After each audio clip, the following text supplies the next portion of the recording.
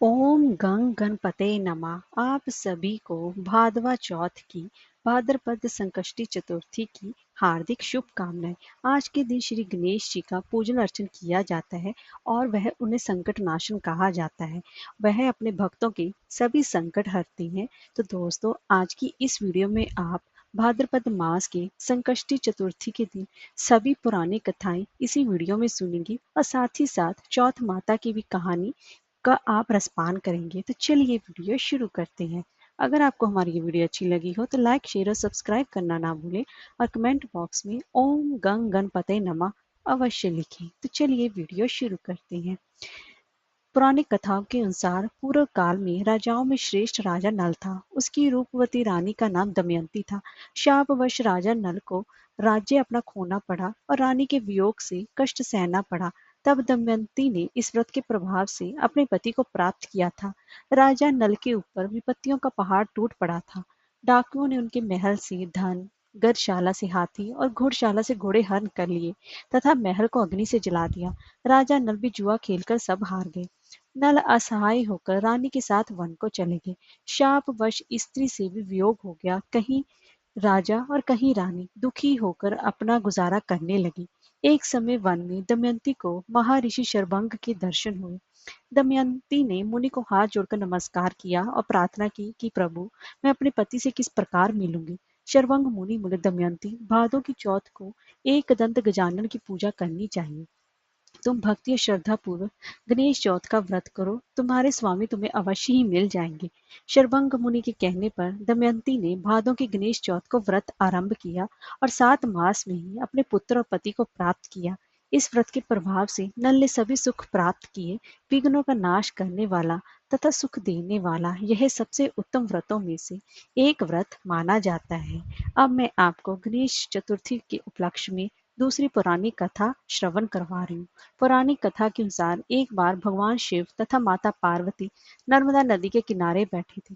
वहां माता पार्वती ने भगवान शिव से समय व्यतीत करने के लिए चौपड़ खेलने को कहा।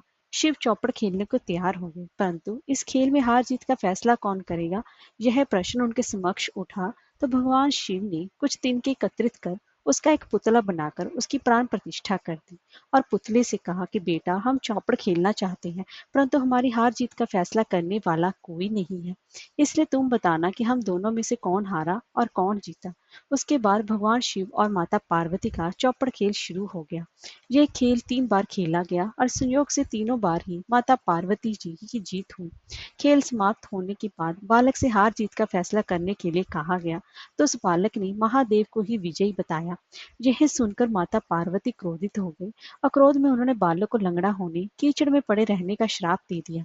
बालक ने माता पार्वती से माफी मांगी और कहा कि यह मुझसे अज्ञानतावश ऐसा हुआ है, मैंने किसी भी द्वेष भाव से ऐसा नहीं किया।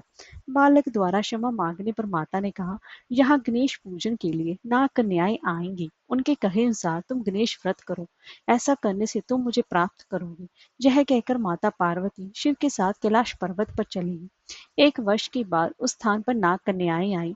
तब नाग कन्याओं से श्री गणेश जी के व्रत की विधि मालूम करने पर उस बालक ने 21 दिन लगातार गणेश जी का व्रत किया। उसकी श्रद्धा से गणेश जी प्रसन्न हुए। उन्होंने बालक को मनोवांछित फल मांगने के लिए कहा। उस पर उस बालक ने कहा कि हे विनायक, मुझ में इतनी शक्ति दीजिए कि मैं अपने पैरों से चलकर अपने माता पिता के साथ कैलाश पर्वत पर पहुंच सकूं और वह देखकर मुझे प्रसन्न हो। तब बालक को वरदान देकर श्री गणेश जी अंतर ध्यान हो गए। इसके बाद वह बालक कैलाश पर्वत पर पहुंच गया और कैलाश पर्वत पर पहुंचने की अपनी कथा उसने भगवान शिव को सुनाई।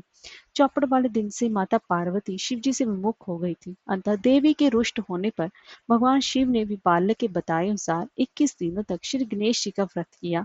इस व्रत के प्रभाव से माता पार्वती के मन से भगवान शिव के लिए जो नाराजगी थी वह भी समाप्त हो गई। तब यह व्रत विधि भगवान शंकर जी ने माता पार्वती को बताई।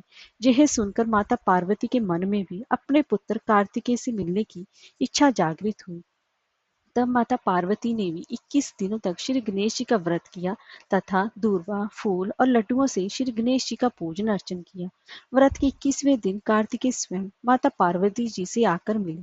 उसी दिन से श्री गणेश चतुर्थी का यह व्रत समस्त मनोकामना की पूर्ति करने वाला माना गया है।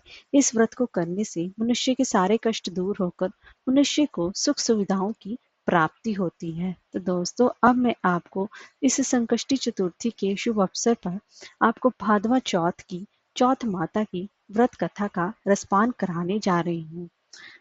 पुराने समय की बात है, एक ब्राह्मण था जिसके घर एक बेटा और उसकी बहू रहते थे।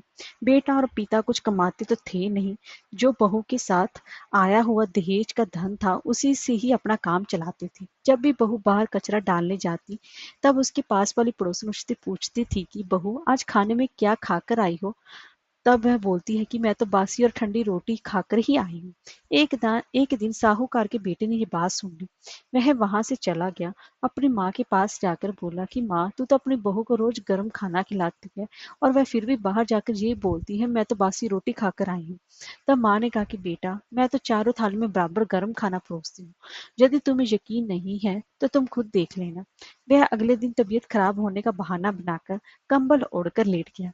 तब उसको ये देखकर आश्चर्य हुआ कि बहू ने तो गरम गरम खीर और खांड का भोजन किया है। और जब बहू बाहर गई तो वह उसके पीछे पीछे जाने लगा। तब पड़ोसन के पूछने पर बहू ने वही बात दोहराई कि मैं तो बासी रोटी खाकर आई हूँ। उसका पति उसे पूछने लगा कि तू अभी तो गर्मा गर्म खाना खाकर आई है और पड़ोसन से कह रही है कि मैं बासी ठंडी रोटी खाकर आई हूँ, तो झूठ क्यों बोल रही है?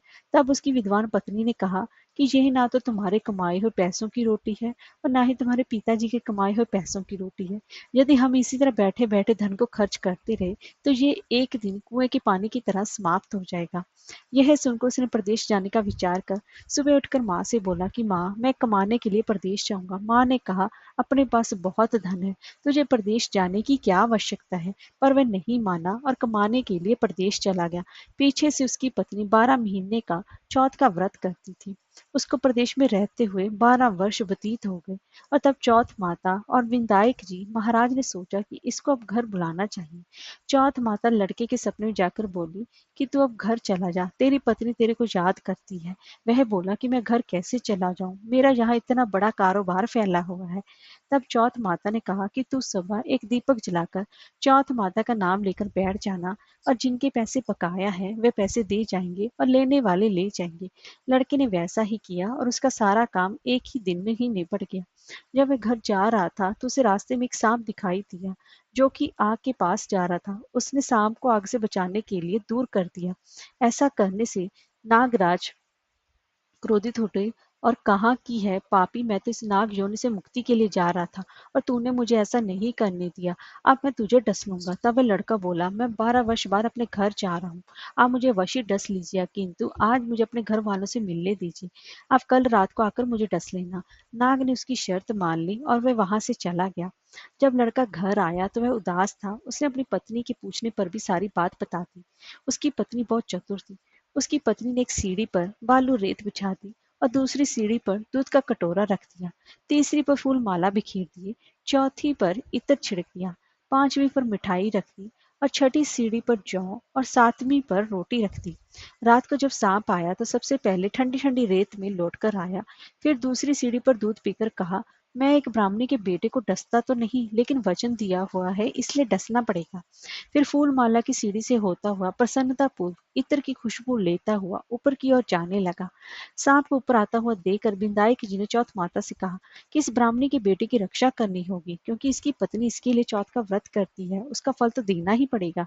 तब बिंदाई जी ने सीढ़ी पर रखे हुए आंखों से सील सुई बनाई और चौथ माता ने रोटी की ढाल बनाई और सांप के आगे लगा दी। बिंदाई जी ने जौ के सेल बनाई और जिससे कि उस सांप की मौत हो गई।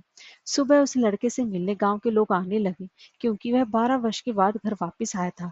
लोगों ने उसे आवाज दी, लेकिन वह तो उदास बैठा था, इसलिए बोला नहीं। जब उन्होंने देखा कि सीढ़ियों पर तो खून पड़ा हुआ है तो वे चिल्लाने रोकने चीखने लगे कि ब्राह्मण, आज तो तेरा बेटा मर गया। यह सब देखकर ब्राह्मणी भी जोर जोर से रोने लगी। आवाज सुनकर उसका बेटा नीचे और कहा कि मैं मरा नहीं हूँ, ये तो मुझे डसने आया सांप मरा है। यह सब देखकर उसकी पत्नी भी प्रसन्न हो गई कि मेरे पति के प्राण बच गए और उसे चौथ माता को धन्यवाद दिया और कहा कि ये तो चौथ माता ने मेरे व्रत करने का फल दिया है। हे चौथ माता, जैसा फल अपने ब्राह्मणी के बेटे को दिया वैसे सभी को देना। कहानी कहने वाले और सुनने वालों की सभी की मनोकामनाओं को पूर्ण करना। बोलिए श्री गणेश महाराज की जय हो।